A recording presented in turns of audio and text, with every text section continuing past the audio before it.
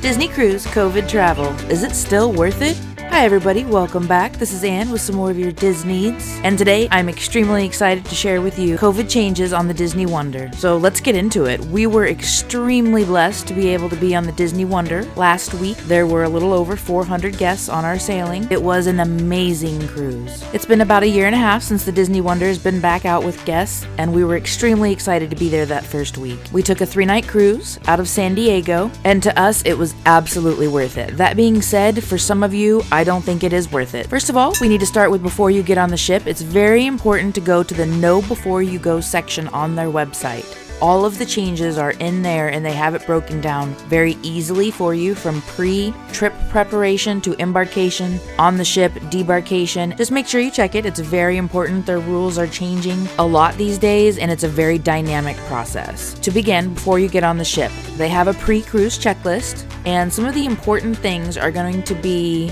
as of October 13th, 2021, every person 12 and above needs to be fully vaccinated, and that has to have been 14 days prior to cruising. All children 11 and under must have the pre-test prior to cruising, as well as the embarkation test. And everybody does the embarkation test. Whether you're vaccinated or not, everybody does the embarkation test. 30 days prior to sailing, you want to do your online check-in, do your port arrival time. Make sure you have your necessary documents for that, passports, vaccine information, etc. You're going to complete that and select your port arrival time.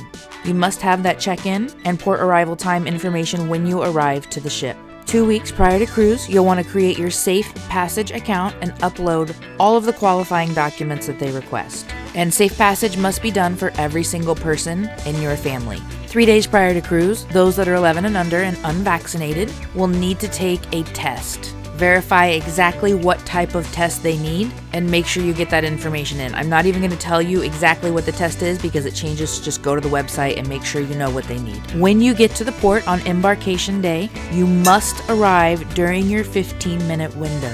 That's what that port arrival time is for. It really helps their flow and process with all the people coming through, so just make sure you arrive in that 15-minute window. Depending on which port you are at, you will wait in your car for your test results, or they will have a designated space for you to wait, a building, a tent, something like that. The swab is a self-administered nose swab, not the deep kind, just a kind of a general one. And then from what I've seen, it takes approximately 45 minutes to 60 minutes to get your results. If you are negative, never been so happy to be negative in my life. If you are negative, you can then proceed to the port terminal. And if you can't, they'll tell you, but that's how we did it. If you are positive, they have a flexible refund policy. Everybody in your party will not be allowed to board if one person is positive, but they do have a refund or future sale option. Again, check that because that can change at any time. But it is nice to know that if for some reason you tested positive, it's okay, you're not going to lose all your money. So that's going to get you to the ship. I also would actually add a couple of things before that for packing.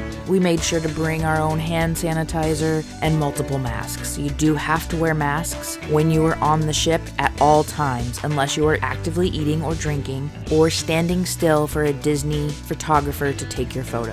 When you are outside on the decks, you do not have to wear the mask, and the crew members will have them on all the time. So you've done everything you need to do. You are at the port, you are tested negative, and you are ready to get on the ship. They will take you to the gangway and you'll be able to board the ship. As you go through, a crew member will ask you for your family name. They will announce you and the ship will welcome you aboard. They do this for about, I think it was 6 to 8 families at a time. They do have Mickey head circles in there. And as you are announced, a cast member will lead you to that circle for your party only. Mickey and Minnie will come out and give you a welcome to the ship and a little bit about some safety information. Once that is completed, you will go to your muster station. Make sure you have the Disney Cruise Line Navigator app downloaded and connected to anyone in your party prior to arriving at the port. That's going to make it a lot easier because absolutely everything is going to be on that app. After the welcome show from Minnie and Mickey, a crew member will open your app and show you where to proceed for the muster process. That's basically their safety process, if anything should happen. This used to be a bit of a cluster. It was exactly at 4 o'clock and everybody had to wait in their designated section for everyone else that had that same location. So you could get stuck out there in the sun with a lot of people around you waiting for those last 2 people who are just late. It wasn't a lot of fun, especially to begin your cruise. Now, the virtual process is so much easier. You can check in that you know where your station is on the app. And then I believe at 4 o'clock, they did an announcement of how everything works. It was just really easy and fast, and I absolutely love it. I hope they keep it this way. After we got that done, we actually went and did some filming in Cabanas for the embarkation lunch. From what I've seen, everybody absolutely loves the seafood station, so I made it a priority to go up there and get that. They also have lamb, which my son tried. It was okay. Once we got that footage, we went to lunch in main dining. That's where we prefer to eat embarkation lunch. I totally get for people with kids, you might want to go to Cabanas. It's just whatever works for you. The option is a main dining sit-down lunch or the Cabanas buffet lunch. Because of the fact that there was only approximately 450 guests on our cruise, everything was wide open all the time. There was some paring down in the selections in Cabanas, and that may have been just for our cruise, or that may have been overall just because of reduced capacity. They definitely had 1,100 people on the cruise before ours, and about that on the cruise after ours, so we really got lucky with 400 and something. That being said, if you're a person that goes on the cruise for the nightlife, you might want to reconsider a COVID time cruise. Also, cruises that are 3 and 4 nights long do not typically have much nightlife in the bars. That's good to know. I have done a 3-night Dream cruise, and there literally was nobody in any of the clubs at all. And they have more on the Dream than they have on the Wonder. I did a 4-night on the Wonder, and there was nobody at the bars or the nightclubs. Same with this trip. It was a 3-night, and there was really nobody ever out. Match Your Mate had 3 couples and 2 people watching.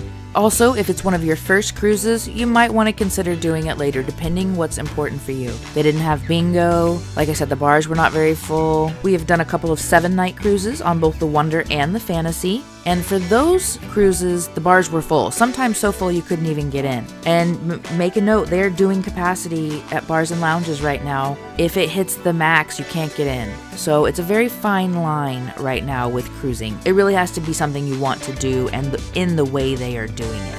So 3 and 4 night cruises, not many people in the bars. For typical 7-night typical cruises, they would be really full. I have not done a 7-night post because actually I don't think they've even started that yet. I think actually there's one 8-night on the Fantasy that will be going soon.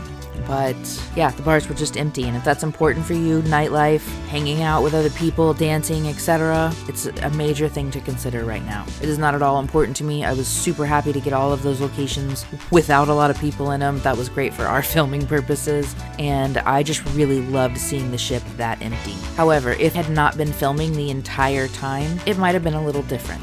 And kudos to the crew, they just went on ahead with it like everything was great. We saw Chip and Dale and crew members playing a sort of musical chairs, if you will, on the circles. They didn't actually sit down, but it was a lot of fun to watch. So embarkation lunch, that's where you can go.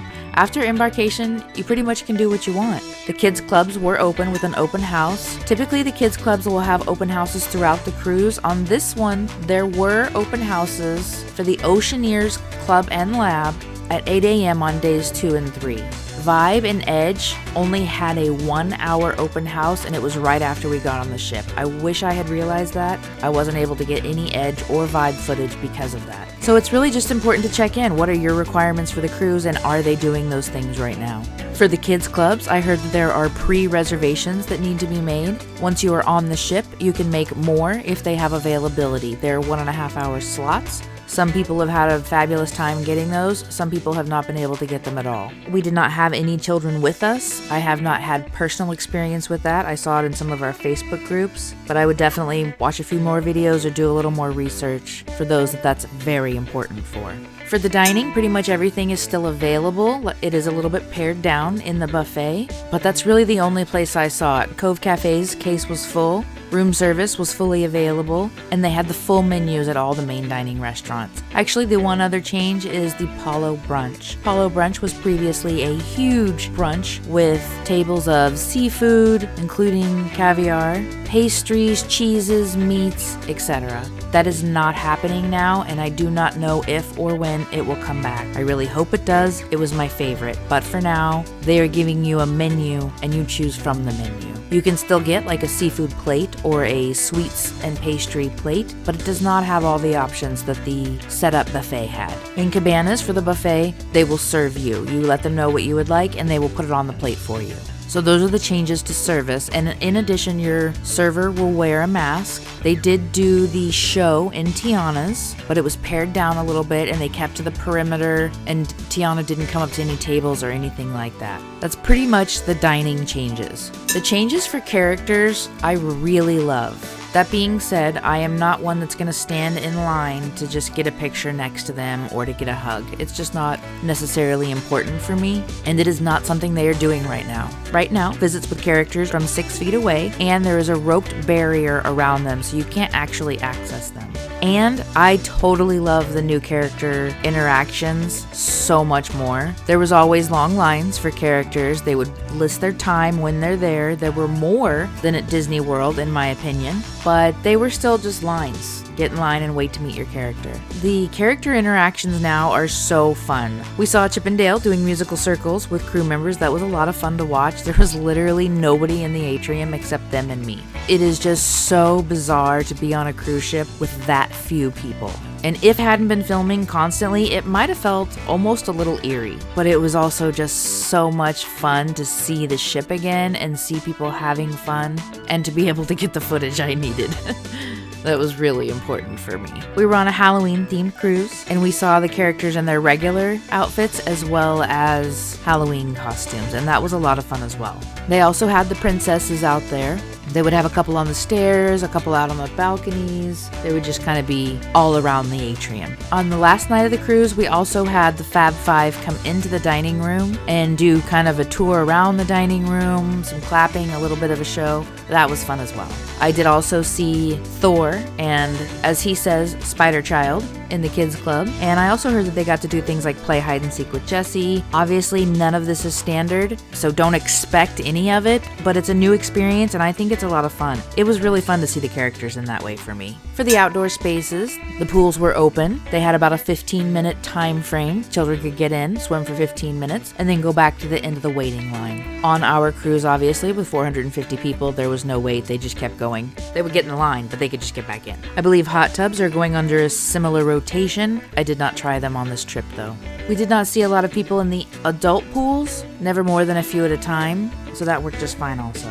One of the big changes that we also saw was the spa. The Rainforest Room is a popular place within the spa. The Rainforest Room is where you can go to relax in a few different showers or a sauna. They also have some heated loungers in there. Typically, you would pay a fee for the day or for the length of the cruise for access to the Rainforest Room. It was like $30 a day, I believe, for Rainforest Room access.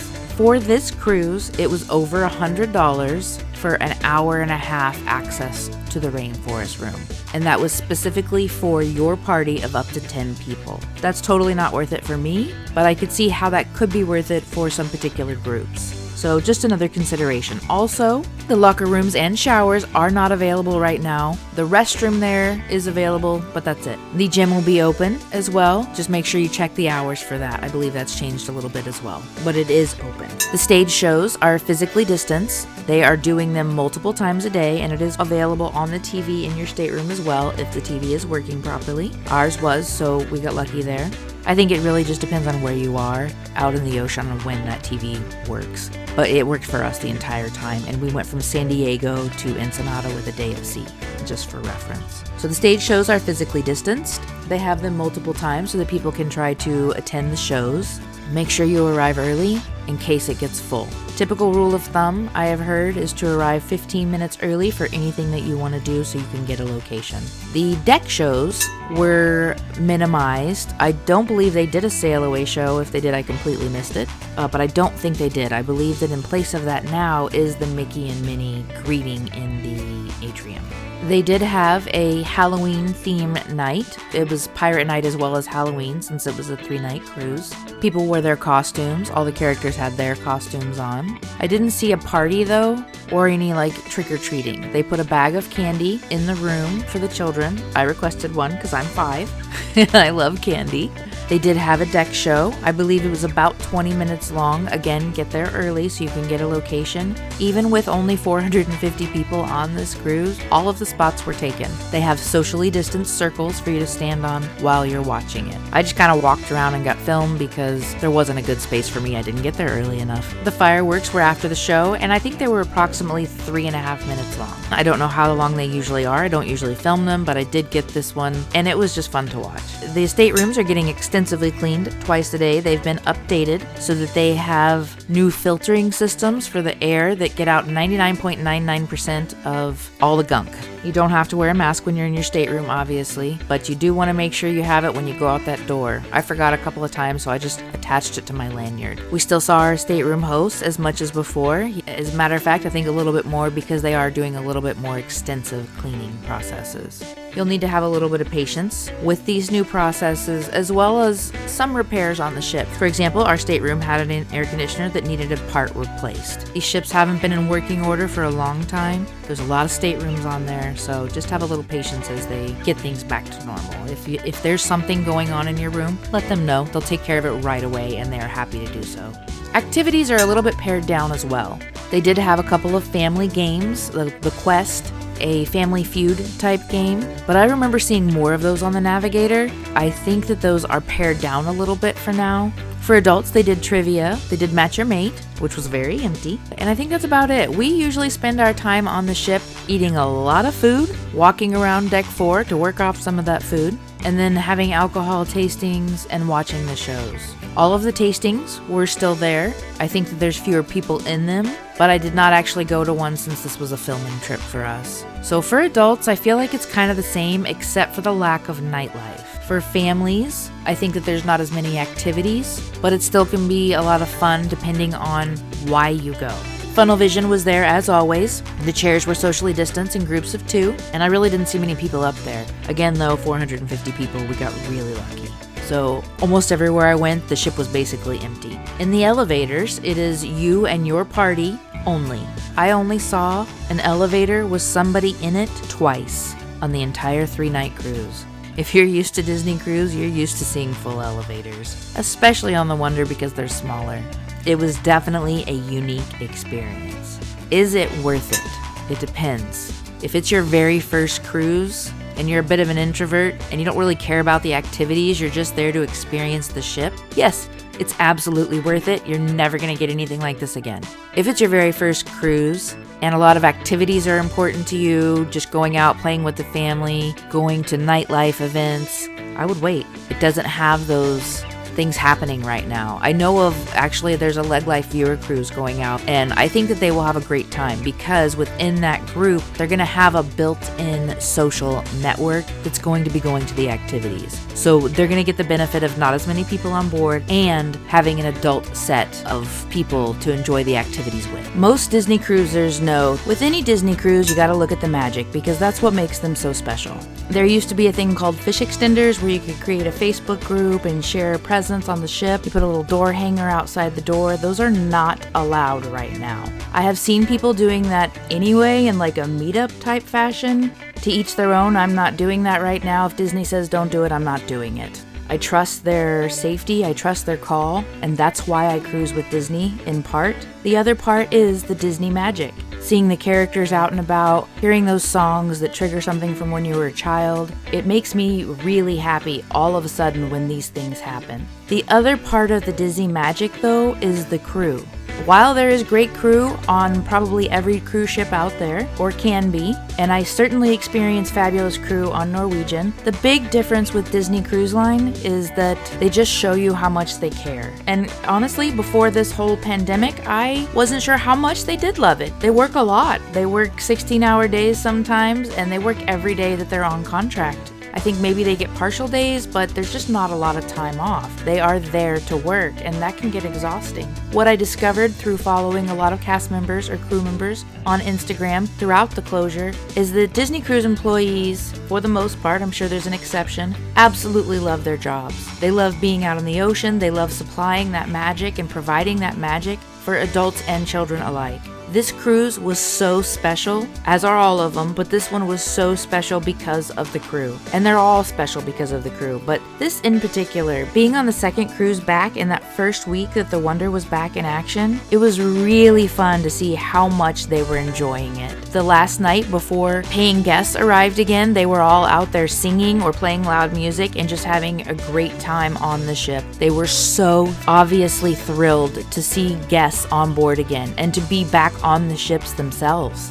And it's really those conversations and interactions that really add to the Disney magic. One other thing about dining is they are not doing the interaction as far as cutting the food and doing magic tricks, etc. right now. So if that also was important to you, it's another thing to consider. But like I said, absolutely the Disney magic in part and in most part comes from the crew, and they are fantastic. We gave mini crew shout out on this cruise and honestly wanted to give a whole lot more, but we took those people that really made an impact and made sure to point those out. But it's the crew that make the Disney magic so extra special, and I'm so happy to see them back where they want to be and enjoying their time as well. Pro tip: the navigator is available on your TV as well as on your phone, and on the TV you can sort by adult, teen, etc.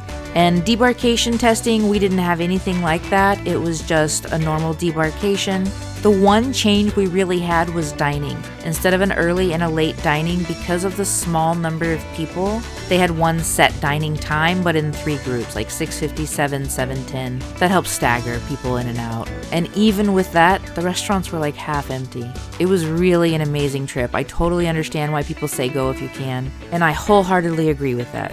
That being said, if it is your very first time, if it's very important for you or your children to have direct interaction with the characters, if it's very important to you that that kids club is available all day for them, these things are things to consider because they are big changes right now. They have a flexible policy, and if you need that, check into it. Please subscribe if you haven't yet. We are so close to 1,000. I'm so excited, and thank you everyone for being a subscriber, for coming back, for participating, leaving us comments. It's a lot of fun, and we really love providing all this information for you. That's it. That's what we've got. I want to know. Let me know in the comments below. Have you been on a cruise post-COVID? Did you like it? Were you planning on taking one and changed it because of these new policies? Make sure you subscribe, ring that little bell if you want to know when we have any new information, and we'll see you real soon with some more Disneeds.